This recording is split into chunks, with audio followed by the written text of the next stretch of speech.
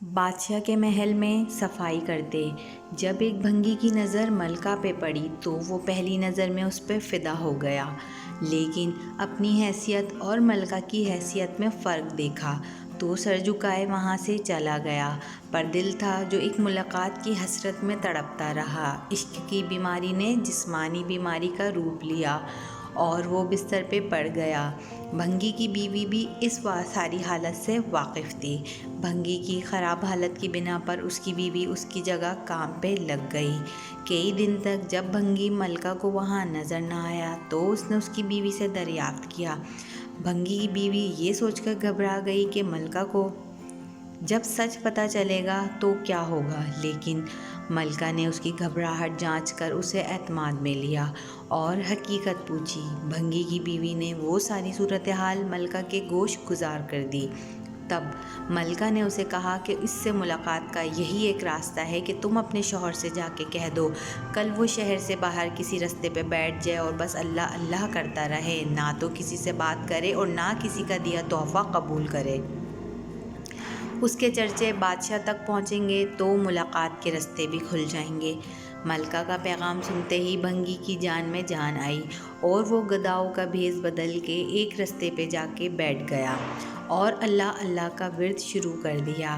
آنے جانے والے اس سے متاثر ہوتے اور نذرانے ساتھ لاتے، لیکن وہ نہ سر اٹھا کے کسی کو دیکھتا نہ ہی کسی چیز کو ہاتھ لگاتا۔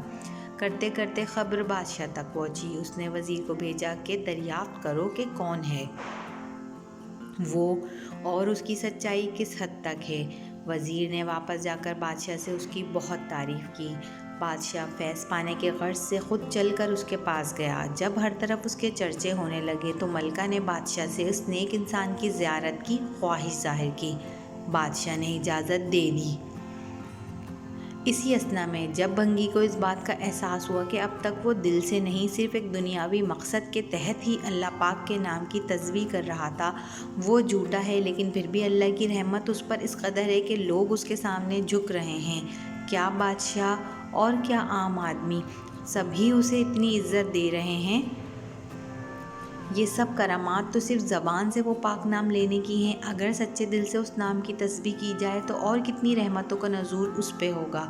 جب ملکہ اس کے پاس پہنچی تو اس نے سر اٹھا کے اس کی طرف نہ دیکھا اور اپنے رب کا شکر ادا کیا کہ اس نے اسے بروقت ہدایت دے دی، اور ملکہ روتی ہوئی واپس اپنے محل چلی گئی۔ بے شک اس پاک ذات کا ذکر اپنے آپ میں ایک رحمت ہے جو ہمیں سب کچھ نوازتا ہے۔ صحیح بات ہے، اگر ہم اپنے وقت پر ہم میں سے ہر انسان کو ہدایت مل جائے تو ہم میں سے کوئی کبھی کوئی غلط کام نہ کرے۔ اللہ تعالیٰ ہم سب کو ہدایت دے اور اپنے حفظ و امان میں رکھے۔ ویڈیو اچھی لگی ہے تو آپ سب چینل کو ضرور سبسکرائب کیجئے۔ آپ کی سبسکرپشن ہماری حوصلہ افزائی ہوگی اور کسی نہ کسی کو کیا پتہ اللہ اس چھوٹی سی کہانی سے ہدایت دے دے۔